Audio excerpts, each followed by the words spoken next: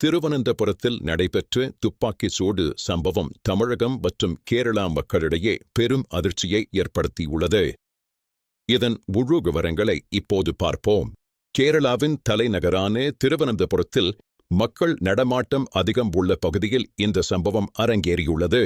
நேற்று மாலை நடைபெற்ற இந்த சம்பவத்தில் அடையாளம் தெரியாத நபர்கள் நடத்திய தாக்குதலில் பலர் படுகாயமடைந்தனர்.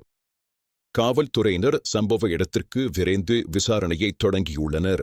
முதற்கட்ட விசாரணையில் இது திட்டமிடப்பட்ட தாக்குதலாக இருக்கலாம் என்று சந்தேகிக்கப்படுகிறது. சிசிடிவி காட்சிகளை காவல்துறையினர் ஆய்வு செய்து வருகின்றனர். துப்பாக்கிச் சூடு சத்தம் கேட்டதும் அப்பகுதி மக்கள் அலறியடித்து ஓடினர்.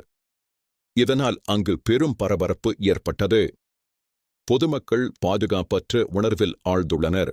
காயமடைந்தவர்கள் உடனடியாக மருத்துவமனைக்கு கொண்டு செல்லப்பட்டனர். அங்கு அவர்களுக்கு தீவிர சிகிச்சை அளிக்கப்பட்டு வருகிறது. சிலரது நிலைமை கவலைக்கிடமாக உள்ளது.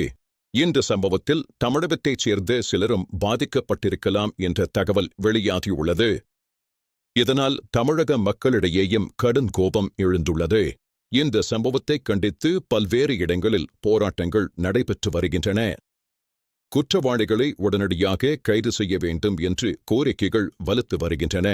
அரசியல் தலைவர்கள் இந்த சம்பவத்திற்கு கடும் கண்டனம் தெரிவித்துள்ளனர். சட்டம் ஒழுங்கு சீர்குலைந்துவிட்டதாக எதிர்க்கட்சிகள் குற்றம் சாட்டி வருகின்றன. மேலும் அசம்பாவிதங்கள் நிகழாமல் தடுக்க திருவனந்தபுரம் மற்றும் அதைச் சுற்றியுள்ள பகுதிகளில் பாதுகாப்பு பலப்படுத்தப்பட்டுள்ளது. வாகன சோதனைகள் தீவிரப்படுத்தப்பட்டுள்ளன. இதுபோன்ற வன்முறை சம்பவங்கள் எப்போதுமே ஏற்றுக்கொள்ள முடியாதவை. தமிழக மக்கள் இதை ஒருபோதும் மன்னிக்க மாட்டார்கள்.